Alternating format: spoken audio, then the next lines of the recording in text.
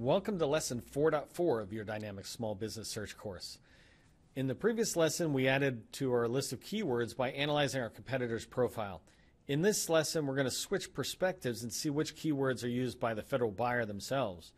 Similar to this lesson or the lesson on NAICS that we did earlier, we're going to review contracts that have been awarded and are also listed in FPDS to see what keywords are in the description.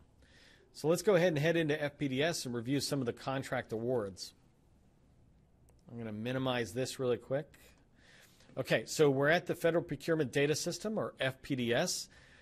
This is where all awards should be going. This is where you can go to research anything on contracts that have been awarded. The tool sometimes feels a little complicated to people. For me, it just is what it is, right? And it's no different than Google or anything else. So we're going to come up here to easy search. I want to do a similar search that I did to the last lesson. So I hit Control A to select all, and now I'm going to type in, oh, there you go. So we did this on the NAICS. I already have it stored in here, communication and outreach. Now I'm going to hit enter and see what we got. The first thing I do before I zoom in for you, I know you can't see any of this, but don't worry about it at the moment. Remember, over on the right-hand side, actually I'll zoom in so you see how I do what I do. I always come over here to sort by, and there's two ways of sorting it. I either sort by date signed, or for the fun of it, I say action obligation, which lets me see the $50 million awards first, because that's always fun to look at, right? But in this case, let's look at date signed, because I want to look at stuff that's been awarded recently with communication and outreach. So I'm going to go ahead and scroll in here. First one I see, in this particular case, I have no idea what to look at or not look at. And so what you do is you just find an opportunity and you start clicking on it. This is a little different in the sense that when we click on it, I'm going to zoom in really quick for you. And I'm going to have to do this each time as we go through. You remember I said I was going to show you the bumps as we go through this. It's the same activity you'll have to do. You can come back and learn all about FPDS. I'm not trying to show you that, but I am going to scroll down really fast because on each award, down here in the products or services information is a description of the requirements. That's the only place I'm going for each time I see something. And so in here, I see that it says SmartWay Transport Partnership Marketing Communication Outreach. Now, SmartWay Transport Partnership tells me this is kind of a unique thing that they're doing with this company. But I don't care. I'm looking at the other words, marketing, communication, and outreach. I have all those keywords, so I'm good to go. I would have opened a lot of tabs, by the way, but FPDS doesn't let you do that, so I have to keep coming back. You'll see that, unfortunately, it's showing me 94 and 96.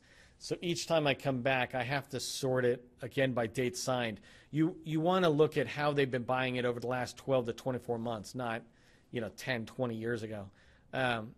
In fact, I think I can, let me go up here and do something a little more advanced. Advanced search, I think I can add a field.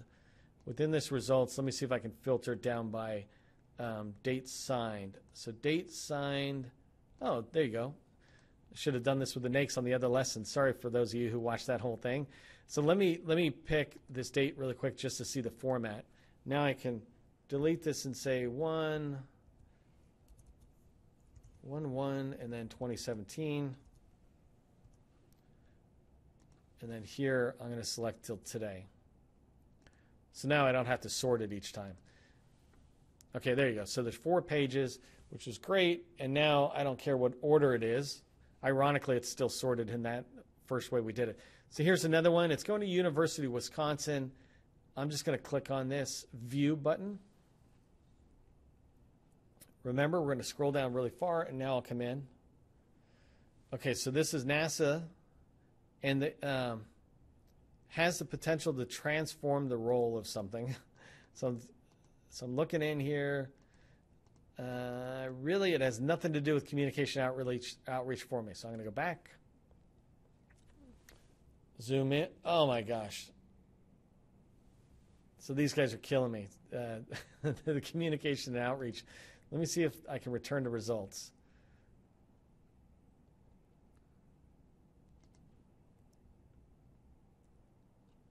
Okay, so I told you I was going to do bumps. I'm not even going to edit that out because I want you to see how kind of crazy that is for me as well. So let me just sort this by signed again. I'm going to come down. zoom in so you can see. One of the things, just so you know, I quickly look at things, and I know I'm going really fast, but I look at action obligation. You can always come back and pause this or rewrite it or rewatch. But I'm looking for a couple of things. Action obligation is a big one I'm looking for. And then the other thing is, over here I'm looking for something related to the type of work, because unfortunately there doesn't tend to be a description here. But this is the big one I'm looking for. No point in me looking at something that doesn't have money. So here, Elevation Limited, they won something in July for 350 grand. Let's go see what that is. I'm going to scroll down here. Okay. Wow, this is pretty cool. This is exactly the type of stuff I do. So communication and outreach services is what they're procuring.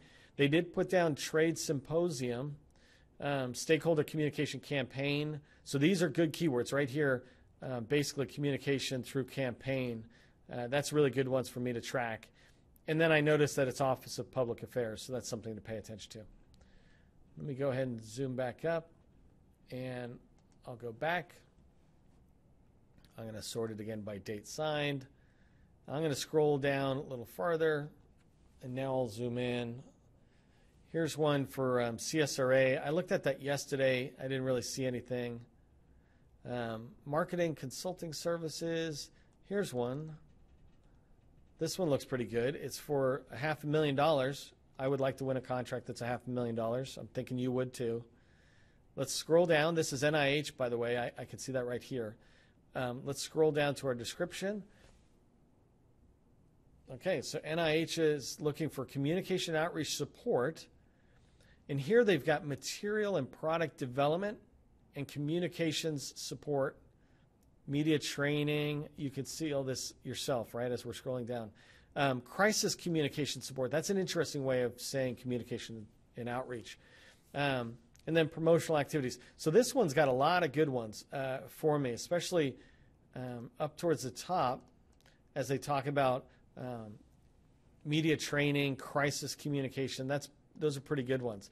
But you see what I'm doing, right? I'm coming into previously awarded contracts, and I'm looking to see what keywords they used in their description of the requirement. This is what the contracting officer is putting in there. This information is not put in by anybody else. So when we go to FBO in the next lesson, you'll see it's put by everybody. But in here, it's the contracting officer. So I'm going to do one more. I want to sort through this, and I'm just going to go out 3 pages. So this is August of last year. Let's scroll down and see what we got. This one's fun, $6 million. I'm going to skip it, though, because it's computer facilities. I got excited about a $6 million contract. $89,000, $90,000. These are a lot of smalls. That's computer facility management. This is $2 million. Here you go. Let's see what this one looks like. It's $2 million for this contract. Let's go ahead and go in and view it.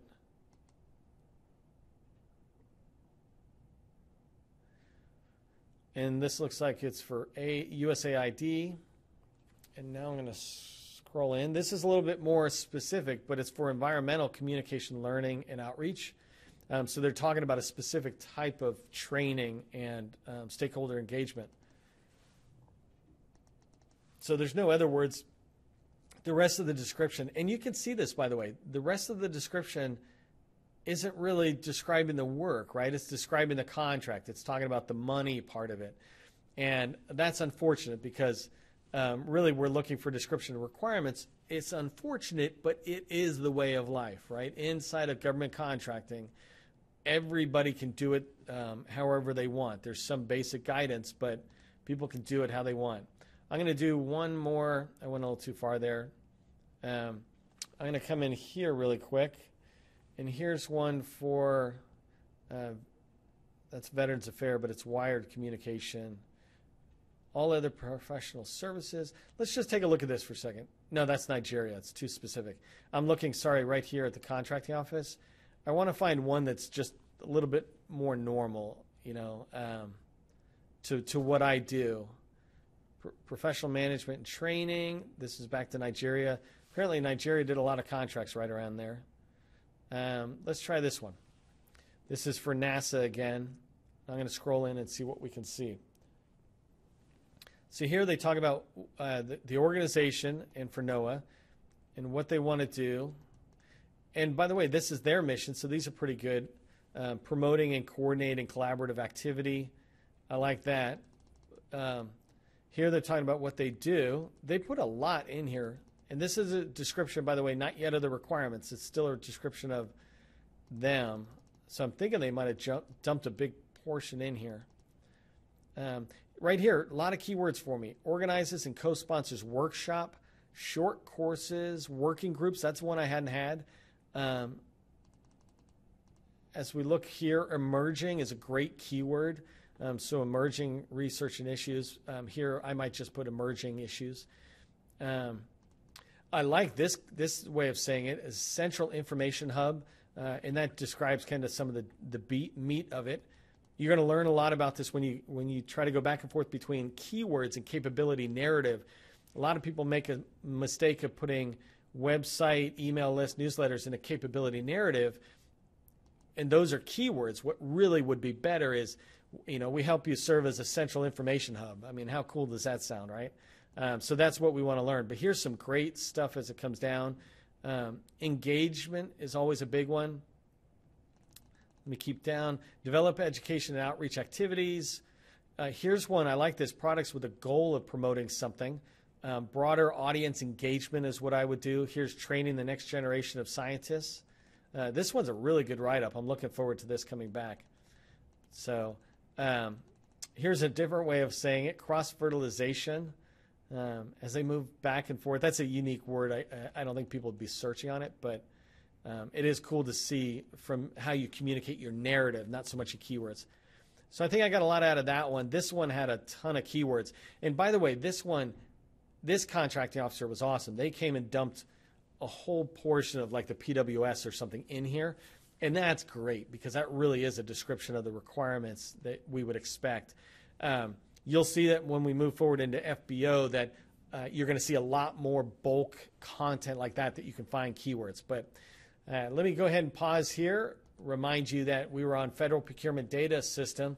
In FPDS is where you can go and really do your research from the buyer's perspective, or at least the first place you can go to.